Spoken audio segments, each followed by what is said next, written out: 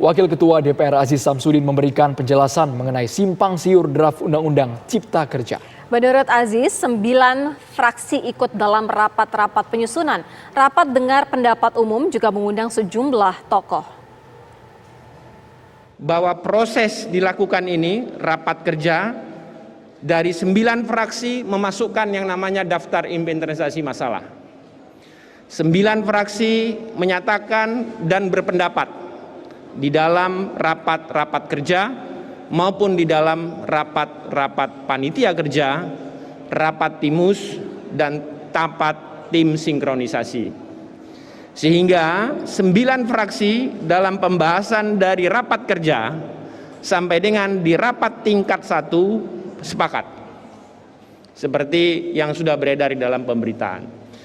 Adapun hal-hal yang berkembang di dalam daftar inventarisasi masalah berkenaan dengan klaster-klaster yang ada, perlu nanti disampaikan kepada publik, tentunya pada saat yang tiba, yaitu pada saat besok, tanggal 14 Oktober 2020, berdasarkan mekanisme tata tertib DPR, khususnya di dalam pasal 164, bahwa Dewan Perwakilan Rakyat Republik Indonesia memiliki jangka waktu 7 hari.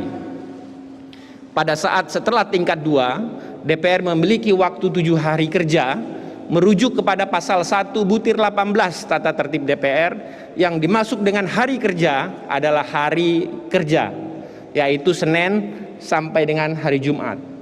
Sehingga tenggang waktu untuk penyampaian Undang-Undang Cipta Kerja ini akan jatuh pada tanggal 14 Oktober 2020, tepatnya besok pukul 00 pada saat besok. Sehingga nanti pada saat resmi besok Undang-Undang Cipta Kerja ini dikirim ke Presiden, dalam hal ini sebagai kepala pemerintahan, maka secara resmi undang-undang ini menjadi milik publik secara mekanisme. Kemudian dalam proses rapat kerja menuju rapat panitia kerja, pimpinan Badan Legislasi dan pimpinan Panja mengadakan yang namanya rapat dengar pendapat umum. Rapat dengar pendapat umum dilakukan hampir sebanyak 88 kali, baik secara fisik maupun secara virtual. Pertemuan-pertemuan dengan tokoh masyarakat, pertemuan dengan tokoh buruh, pertemuan dengan tokoh pendidikan, tokoh masyarakat, tokoh kaum pengusaha, kaum buruh, kaum masyarakat dilakukan sampai dengan 89 kali pertemuan dilakukan. Proses itu dilakukan baik secara fisik, baik juga secara virtual. Adapun data, rekaman, pembicaraan akan kami lampirkan kepada pemerintah dalam catatan Mindehes Nota.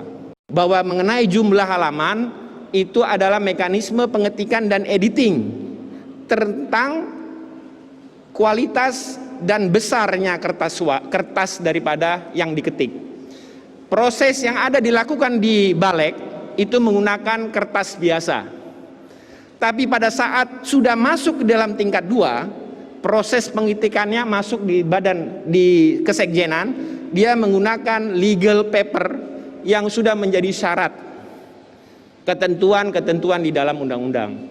Sehingga besar tipisnya yang berkembang ada yang 1000 sekian, ada yang tiba-tiba 900 sekian, tapi setelah dilakukan pengetikan secara final berdasarkan legal drafter yang ditentukan di dalam kesekjenan dan mekanisme, total jumlah pasal dan kertas halaman hanya sebesar 812 halaman.